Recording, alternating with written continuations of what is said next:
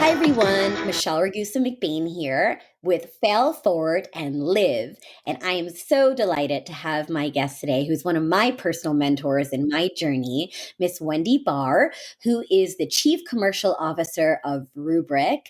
And her team leads channel partners, global system integrators, managed service providers, hardware and software alliances, as well as inside sales and renewals. That's a lot, Wendy.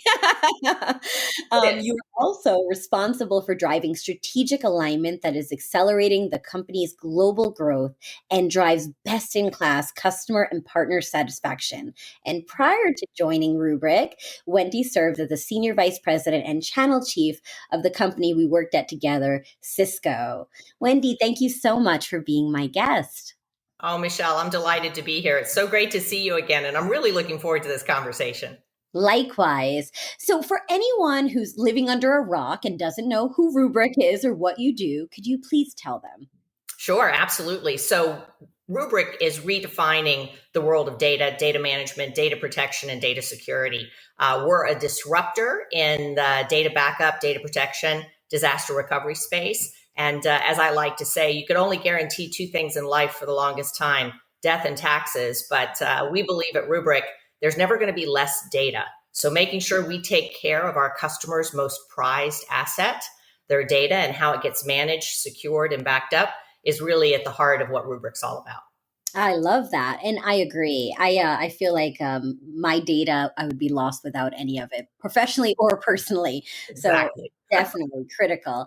Now, the goal of our talk today is really to interview influential leaders like yourself and to understand your journey. And you are such a inspiring woman in technology, a leader for so many people around the world. But you had to start somewhere. So, what was the first job you ever had, and what did it teach you? Well, my very first job at the second I could get my work permit at the age of 15 and a half was I worked at a Dairy Queen Oh, in Virginia Beach, Virginia, very busy, very tourist area. And I think at the heart of what it taught me was there's only so much ice cream you can eat. To this I day, love that. I don't eat much Dairy Queen ice cream, but I had a lot of it that summer. But ultimately, it was about teaching world-class customer experience. So when you see a wide variety of people from all walks of life, many of them who are there on vacation having a good time, and you really begin to understand that it's the simple pleasures in life that can bring the most joy. And something as simple as great customer service at an ice cream shop can make or break your day. So it was a great first job. I learned a lot. And as I said, I ate a lot of ice cream. It's my favorite. If I had to choose, ice cream's my weakness. That's my Achilles heel too. I don't think I did work at an ice cream parlor, and it didn't end well either. um, so, what I would ask you then is, did you always know that you wanted to work in technology, or how did that kind of form? How did you end up where you are from that Yeah. humble I beginning? sometimes get that question you always get about, did I have a plan? Did I have a 5-year plan, a 10-year plan? Absolutely, positively not. So I was the first in my family to graduate from college. I Me got a too. degree. I got a degree in communications. I actually thought that I might go into advertising or potentially public relations. I wasn't 100% sure. All I knew was that I liked to talk, I liked to present, I liked to articulate ideas.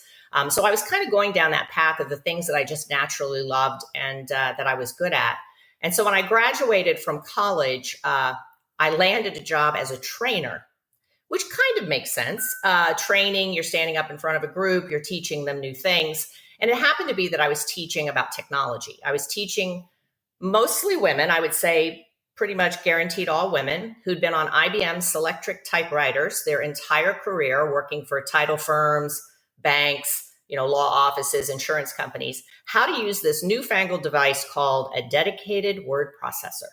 Mm. And I had 3 days to teach these women how to come off their IBM Selectric typewriters and become in love with this newfangled technology that typically their male bosses had bought for them. Right. To suggest, Michelle, that they weren't super enthusiastic would be putting it mildly. But I had 3 days to win them over. And it was always a really satisfying feeling. We had Wednesday, Thursday, Friday sort of training, and it was great by Friday. They really did love this newfangled contraption. And so that gave me a real sense of accomplishment that I was able to help them make this journey. And that sort of migrated into doing a lot of pre-sale demos, post-sales training. I started helping the sales reps, with their value propositions, because I had a really strong understanding of what the resistance might be. So that eventually led for me to come out of the training department and into a career in technology sales. Wow, I love that evolution. And that's so interesting because your superpowers are my superpowers, my strengths, and I love those things too. And I often ask myself when I was younger, what are you going to take these skills that you enjoy? I always laugh when they say the joke about public speaking that people would rather be dead in the coffin than giving the eulogy. That's the two biggest fears, and public speaking surpasses death. And I'm just always in awe because I love connecting with audiences, and you do too, and the relationships that occur from there. So, obviously that set your trajectory. But if you look back, what advice would you give 21-year-old Wendy as she's about to embark on her mission in the world? Well, it's interesting. It kind of goes back to what you said. Understand what your superpower is. And by the way, everyone has one. You just have to kind of ask your friends. You have to do some self-reflection. You have to find out, what is it, that thing that really makes you feel good about yourself, makes you feel accomplished, makes you feel like you can help others. Like, for example, I am a communications major, a liberal arts major. I am not a mathematician. I would not have picked a career in which I was going to have to use, extensive algebra and calculus every day. But I have good friends who do, and they love it and they thrive in that environment. So I got fortunate that I was encouraged as a young person to trust my instincts, to gravitate to those things that I enjoyed doing, and really make the things you're good at even better. Strive to be excellent in the things you're naturally good at, rather than potentially, I think a lot of folks feel maybe pressured to go into certain careers, whether it's family pressure or societal pressure or whatever it is, even if it's not something that they really enjoy. I can't tell you the number of salespeople I've met who were lawyers. And they were like, you know what? I studied law. I passed the bar. I didn't really actually like it. Wow. But I do like connecting and, providing a service and selling, technology. So I would tell my 21-year-old self to trust your instincts, take what you know and love, and become world-class at that. And, follow your gut, because I found in my career, it's never steered me wrong. Oh, I love that so much. And I think, you mentioned something that I do want to touch upon, because that's also my weakness. I feel like we have so much in common between the ice cream and the relationships and the cooking, and now the math. So math is obviously very important in your role in senior leadership and all of the roles that you've had. How do you, it's one of the things that most women and girls struggle with, just statistically, especially at middle school to high school age. And oftentimes is sort of what leaves the deficit in terms of who enters careers in STEM versus not, or careers in technology or careers in leadership. So you tend to see more women in marketing roles or communication roles or HR roles, and less in those other more like CRO and CFO roles and senior sales positions. How do you garner that or overcompensate for your weaknesses? When you know your strengths, how do you get better at your weaknesses? Well, some is to peel back why they're weaknesses. And so for me, my dad's job moved us almost every year. He was a defense contractor for the Navy. His contract with the Navy was 9 months long. And so we spent a lot of time going around in different school systems, and there is no national curriculum.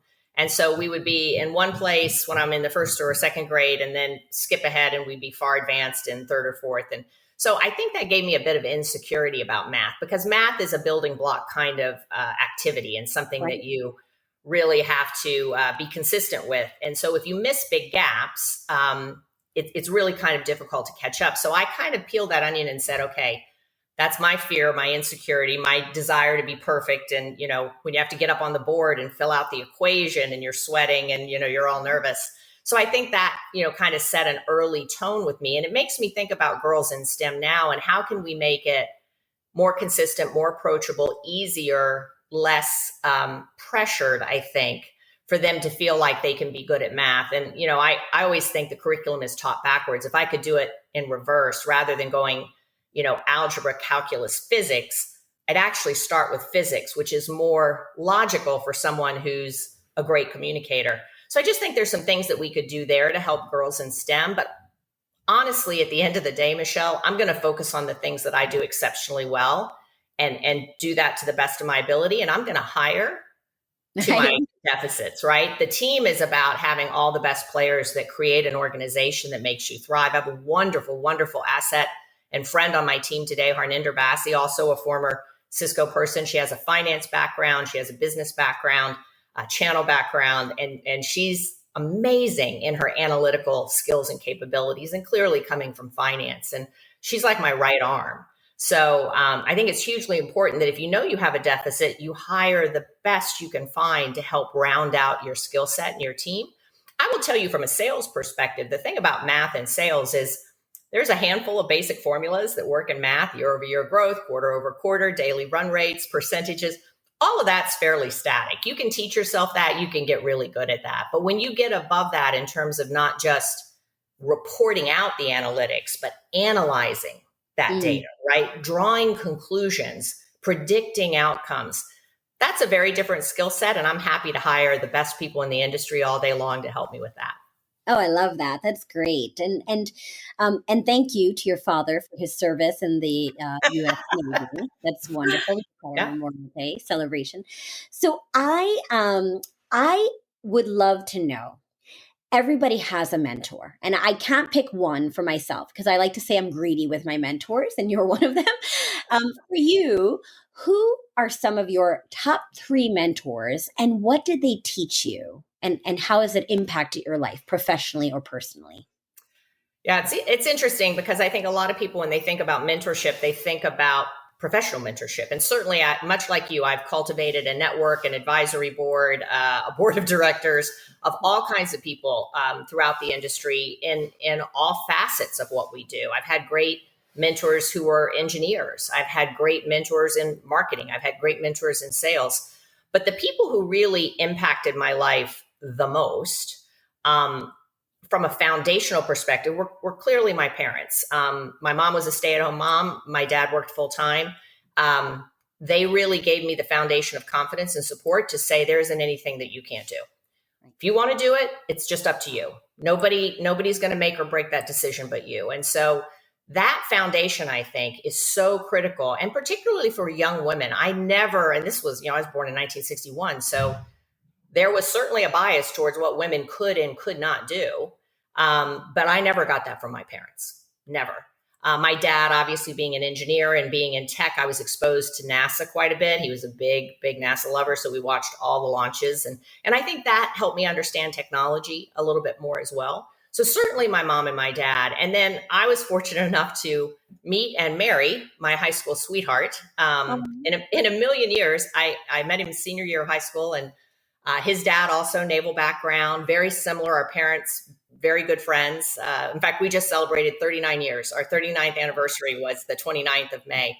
Happy anniversary. Yeah, thanks. So, we married pretty young, had our kids pretty young. And right out of the gate, it was an unspoken that we were going to be just partners, equal partners. And again, we've been married 39 years. So this wasn't necessarily the norm back then. And my ability to pursue my career aspirations, because we had this equal partnership, was certainly one of the biggest influences on my professional life, on my personal life. And, it really helped our kids see what that would be like, right? What possibilities that holds. And, it's great that my daughter has chosen to be a stay-at-home mom at this point in time. She's got 2 young girls. And I think that's fantastic for her. My daughter-in-law, my son, they're both, working in tech companies. One's in a startup. But I think just being exposed to that partnership element is so important. And you don't have to have that in your marriage. You can get that through your community. I tell people all the time, single parents, divorced parents, all different kinds of lifestyles. You just have to have a partner, a community, some kind of support structure that enables you to pursue your dreams. So I got very, very fortunate, blessed to have been born with great parents and to have a great husband of 39 years. So those are the three people that have been really, truly most inspiring and influential in my journey.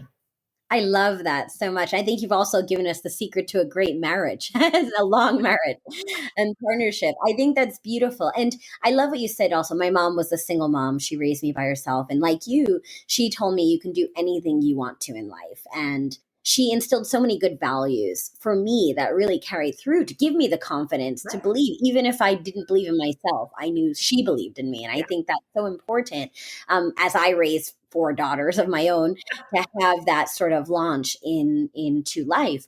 And obviously, what we went through over the last 15 or so months with the global pandemic was very challenging for a lot of people, professionally and personally. And 1 in 4 women, according to McKinsey, has left careers in technology. And you and I have been in careers in tech since the very beginning of our careers, pretty much. And so, what advice, or I know you are also very passionate about diversity and equity and inclusion and the advocacy and retention of women in technology. Why are you so passionate about it? And what advice or groups do you think can help in this journey to sort of stop the leaving of women and help them stay and be successful in their careers? Sure. Well, I am really passionate about this topic, and mostly because I feel fortunate and lucky to have sort of stumbled into this career. As I said, it wasn't something that I had certainly planned out, but I saw the opportunity and I took it, in large part because sales, technology sales in particular, it's about solving problems. I'm a problem solver by nature. So for me, there was a really nice fit between selling technology, which is there to solve a business problem, and being able to leverage my skills. But I think that for women, a lot of times they think tech and they think the pocket protector glasses engineer guy. Yes. So they have a limited view of how many diverse career opportunities there are in technology. The flexibility, if you choose sales, it's really what I love about it is it's an outcome oriented profession. Right. It didn't matter if I took time off to go to my kids' kindergarten play. It didn't matter if I had to take my middle schooler to the orthodontist. It didn't matter. All that mattered was I hit my number. As Right. long as you hit your number, you can do whatever you want to do, right? that really resonated with me because I wanted to try and have that work-life balance. And I knew that that was in my control for the most part. I mean, clearly there are days where there's conflict, but for the most part, that's true. So I think getting more women in tech is about educating women as to what the opportunities are, taking away the kind of myth about, it's super heavy math, engineering. Yes, there are those roles. And I would love to have more middle school girls pursue those STEM type of roles. But I don't want women to be discouraged about tech if that is not their chosen path, if that's not their, innate kind of tendencies. So for me, STEM is really about all avenues, all aspects of females in the technology workforce in a variety of different fashions. And the fact that if you really think about it, tech is going to help you get the most flexibility in your work-life balance. Tech is going to be the place where you should be able to pop out if you need to take care of a young child or an elderly parent or whatever your situation is. Right. You can keep up with tech on your own, do a lot of research, watch a lot of YouTubes, and kind of keep current, and then you can pop back in.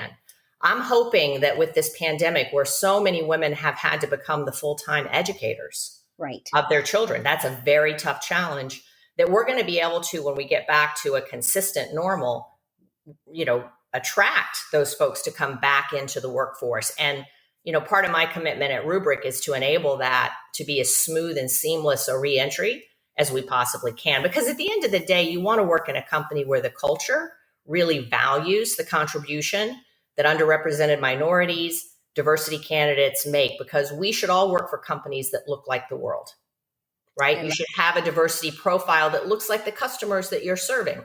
And that's a big mission for us at Rubrik, and I'm really excited to be a part of that. Oh, I love that so much. I think that's so powerful. And I love that Rubrik stands for that. And with leaders like you, it's hard not to see why. It's a great place to work as well. Um, so for me, resources are really important outside of people, podcasts, which is why I created this, a sort of a mentorship platform for people to listen and learn and be inspired. What are the resources that you use, whether they're books or I mean, even activities. Some people like to go hiking or walking while they take their calls. Are there certain things that you do that help you be successful in your career? It's very strange. I'm going to be completely honest. Your listeners are going to think I'm wacky, but whenever I need inspiration, of course, there's all the great women events. There's all the great conferences that you can go to and get inspired. And now that we've gone virtual because of the pandemic, a lot of those have been turned into. I just spoke at the Alexander Group's event not too long ago. I do that on a regular basis, and that's all fantastic. Obviously, I spend a lot of time on LinkedIn reading people's postings and getting a lot of inspiration that way.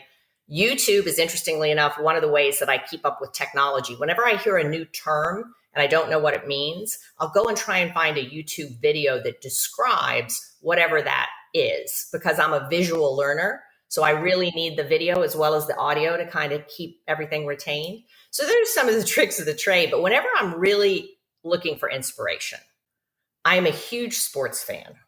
Ah, I don't know why. I've always been this way since I was a little kid, but I particularly like underdog movies that are based on a real story.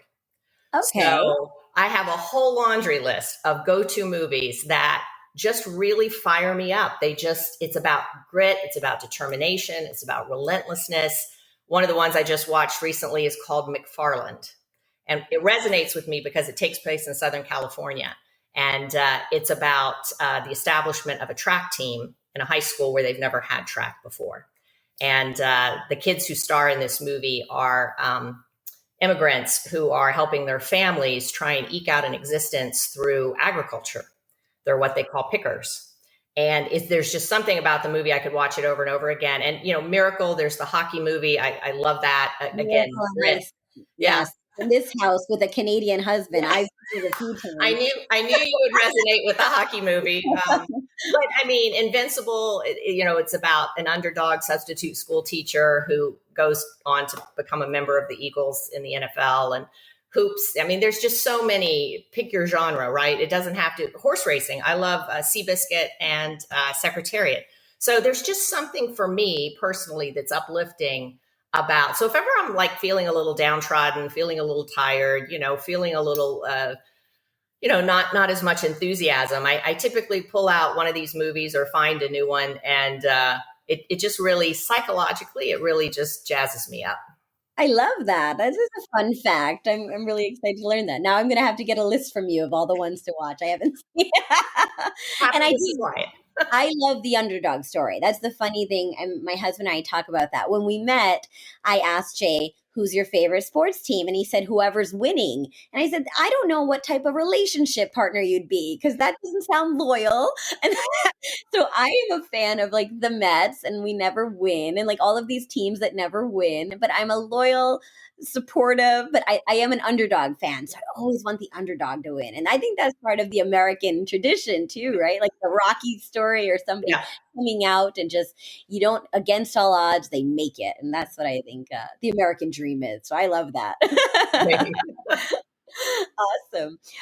My next question is when you look at travel, everybody's in a different place. You're in California, I'm in Florida, I'm born in New York, you're born in Virginia. So every state, every country around the world is sort of at a different phase of the pandemic right now. Are you traveling? And if so, or if not, where are you going to go to next when it's safe and you feel comfortable to travel? Yeah. So I never thought I'd say, Michelle, you know what my past was like at Cisco. I mean, for decades, I spent my life on United Airlines because I lived near Dulles Airport in Virginia and then flying to San Francisco for Cisco. But I have missed travel, and I particularly missed our personal travel. My husband and I, much like you and Jay, travel is, the number one thing on our fun list to do. So I haven't really started traveling for business. Honestly, I feel blessed that all that training, the 18 years I was at Cisco, we really used our technology, right? We got very proficient on telepresence and WebEx. And so when the pandemic hit, I don't think I was nearly as stressed out as some of my colleagues who, frankly, hadn't grown up in that environment. So for me, this transition to video has been pretty painless, and I think it has probably redefined how we'll work once this is over. I don't know that we'll travel quite as much. Nothing's ever going to replace the handshake, the dinner, right? The hug, the fist bump, the elbow bump, whatever. But I do have travel planned for the summer, several trips, and quite frankly, many of them personal trips, since it feels like there was no vacation, last year. I'll go fly fishing in Alaska twice this year, in August and September. And I've got a trip planned home to Virginia Beach in July. And then I've got a couple of small business trips thrown in there as well. My friends I have colleagues and obviously folks on my team who have just now started to travel again, and they say it is really odd. It feels strange. But what's most interesting is, when you travel all the time the way we used to do, you could pack in about 12 minutes. Right. Like you were really expert. You had all your stuff. You could throw it in the suitcase, bing, bang, boom, you're done. Ready to go. A friend of mine recently said, such an embarrassing fail. She missed her flight. Oh, no. Because she said, I just estimated the time based on how I'd packed before. And because I was so, out of my zone, she said it took me 3 times why. She said, I missed my flight. Wow. So note to anybody out there that hasn't traveled in a while, if you're thinking, maybe make a couple practice runs with the suitcase before you book that Uber to take you to the airport. That is a really good call. That's funny. I'm sorry she missed her flight. Hope she made it there. It was a painful lesson learned, but Yes. Well, it's so funny. And you know what? I had the trip recently, if you recall, to Legoland, which was the first time in 15 months that we left our city or house and actually went to a hotel. And that I can't tell you how odd it felt. I'm like, what do I do? Where do I go? Do I trust it? Do I bring my own pillow? Really? I don't know. And so we went through this whole process, and my husband and I are vaccinated. Our children are not yet vaccinated, but the risk is very low in children, we've heard. So we felt a little comfortable to give them some normalcy because they've been homeschooled for the past however long because of everything that's been going on. So it's very challenging. And we were all like kids in a candy store, just so thrilled. But the park even had odd rules that said, if you're vaccinated, no mask required. But then when you get on the ride, put it back on. So I'm like, it's off, it's on, it's off, it's on. I don't know what I'm doing. It was just that I was free and I was happy to be there. But our big trip is we're planning to go to Antarctica in January, which will be our 7th continent. And we're going to go with our daughters, the small ones. And so it's going to be an interesting ride. We're going to do it via a cruise ship and see some South American countries along the way. So that's going to be our big trip, which we are hoping. Fingers crossed. And as Floridians, my children ask every day when it's going to snow because they don't understand that we live in Florida now at their age. So we have to explain tropical weather patterns soon. Our oldest granddaughter, who's 4.5 now, was born here in California, and she'd never seen the snow. So not this January, but the January before the pandemic, we went to Tahoe so that she could make a snowman because she was just enthralled by cartoons and stories and pictures about the snow, but she was having a hard time imagining what snow was. Yes. So we went to Tahoe and she was able to build a snowman. And I think the fact that it was cold was the big aha moment for her. I don't know how she didn't think it was going to be cold, but that was good. She learned about snow. I love it. Well, it doesn't look that cold and frozen. That's why. That's right. Exactly. Which we have watched a million times. I think I know every word. Life is a mother and grandmother. So now, if somebody wanted to reach out to you, how could they find you? Sure. Well, I'm on all the social media platforms. So Twitter and LinkedIn and Instagram and, Facebook. You can reach out to me on email at wendy.bahr@rubrik.com. That's, I'm pretty much on all the social media platforms. I need to do a better, I don't know if you have any tips for this, Michelle, but I need to do a better job posting content. Instagram and Facebook, that's easy. and I do post a lot for Rubrik, obviously work, but just my own thought leadership. It's trying to find time and making sure that you get that in the right kind of tone and cadence. So that's kind of a post-pandemic commitment that I'm making to myself, is to try and figure out how I can do a better job. Just thinking about, commenting on things that I'm observing or that I have questions about, that I'd like to get feedback from the community on. So yeah, if anybody's got any really good ideas on that, I am all ears. No, and I do have some suggestions actually, and I'll give it to you and to our audience because I think it really is important. Like prior to the pandemic, like not only your team, but 44% of companies did not allow their employees to work from home.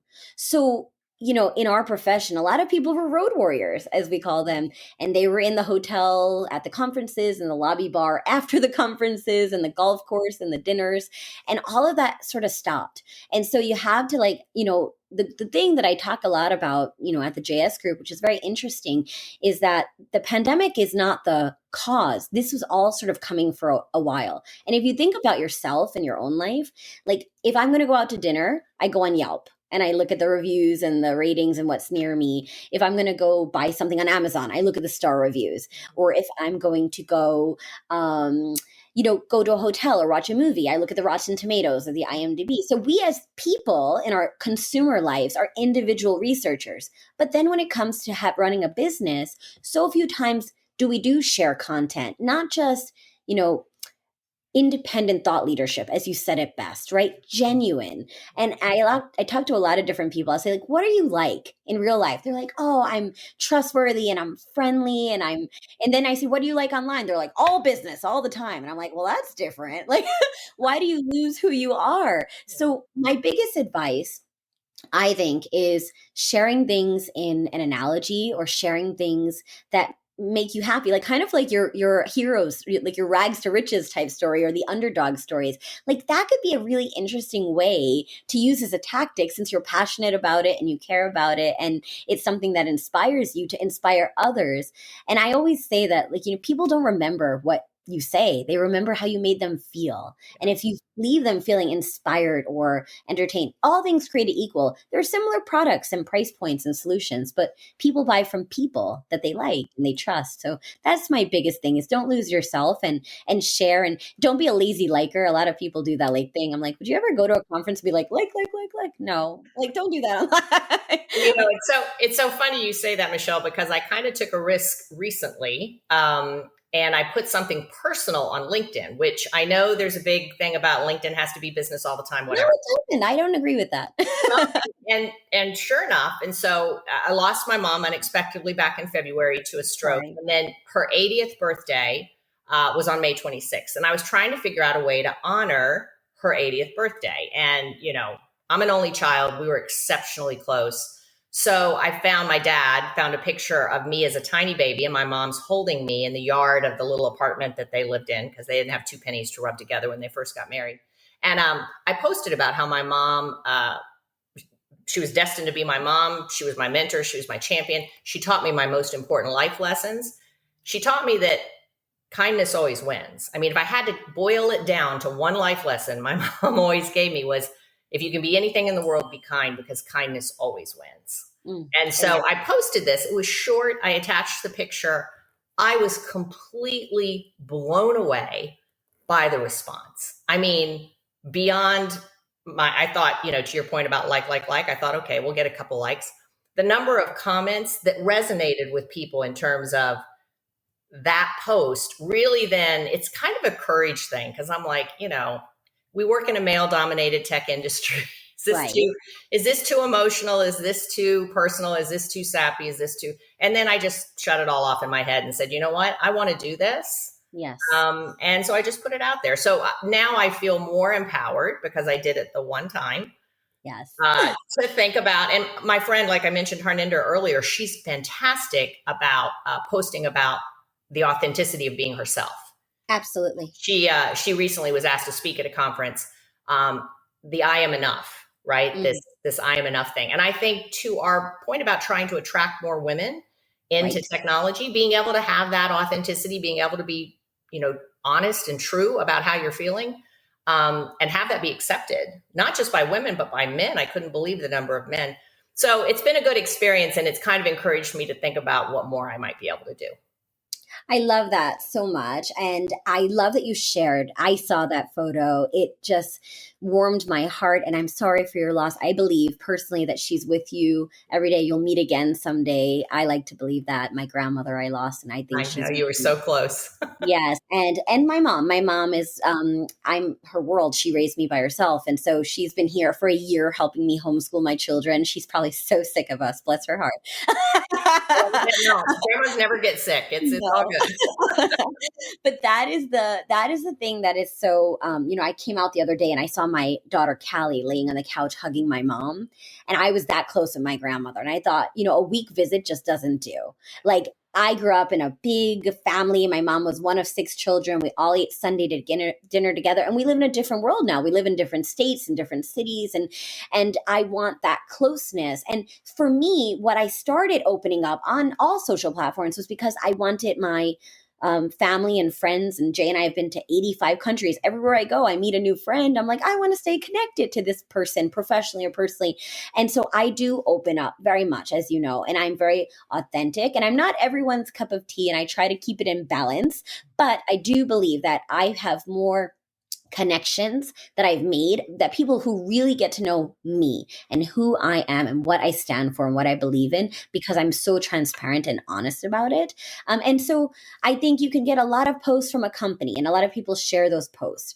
And if I wanted to follow the company, I would follow the company. I want to hear why you think that's important, or a question about it, or, poll. And I think that so many companies, especially working at vendors and now working with partners for the last few years, it's like, do we listen to each other and really understand what's going on with each other and what our goals are? And that changes. It changes during a global pandemic. It changes depending on what's happening in the world. And so checking in and listening and learning and building those authentic, genuine relationships, both professionally and personally, I think is the key to success, and why you've always been so kind and so successful, Oh, really. thanks. Yeah.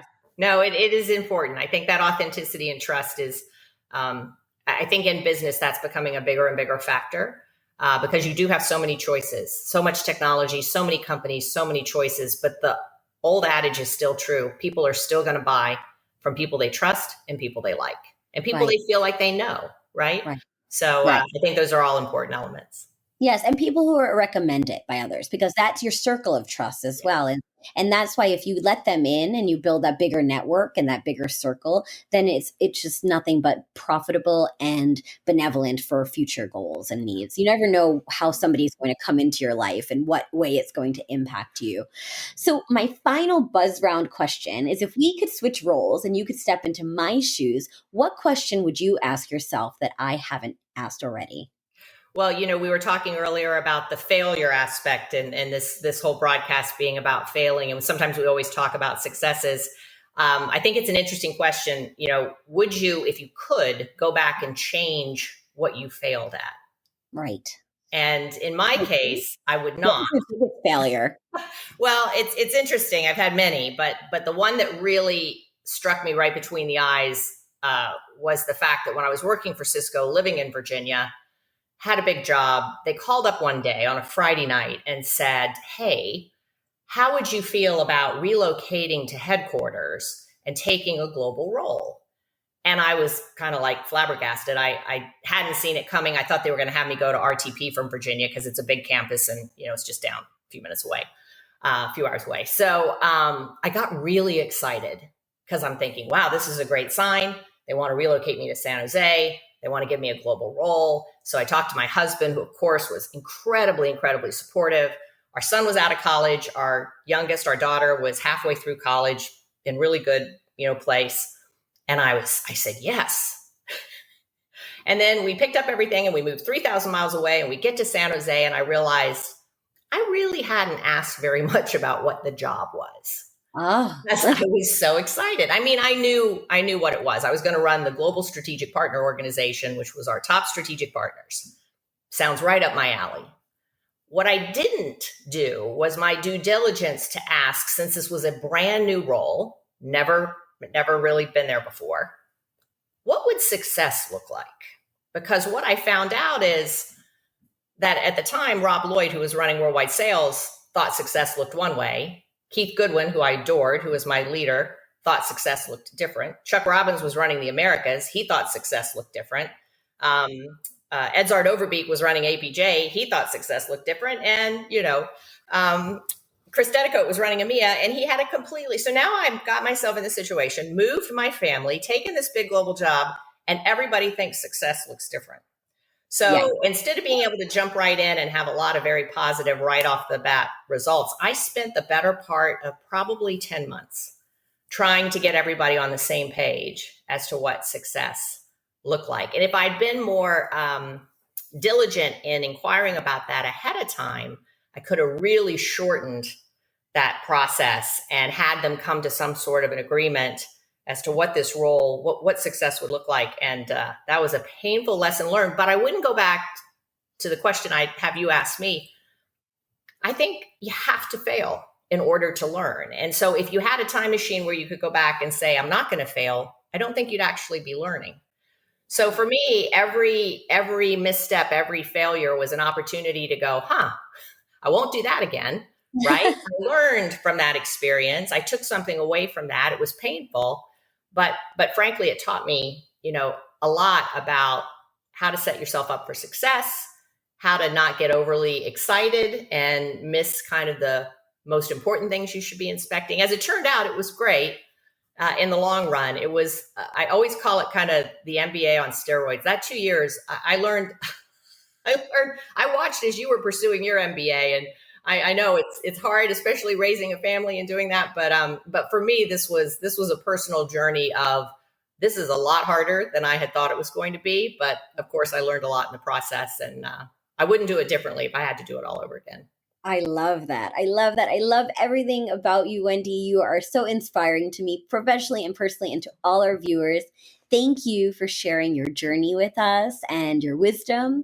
And I hope everybody who has not yet connected with Wendy, please do check out her team and her solution at Rubrik. They're incredible. And I look forward to learning and failing forward as you have, and continuing to live successfully as you continue to inspire us to do. So thank you, Wendy. Thank you, Michelle. It's been fantastic to be with you. Likewise. Have a great week, everyone. And remember to fail forward and live.